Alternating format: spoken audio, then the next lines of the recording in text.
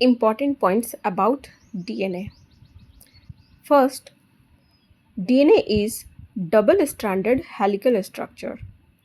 Both strands are antiparallel, that is, one strand has upper 5' and lower 3', while the other strand has upper 3' and lower 5'. Second, DNA found in the nucleus. Third, DNA is the genetic material of most organisms that transfer the genetic information from one generation to another.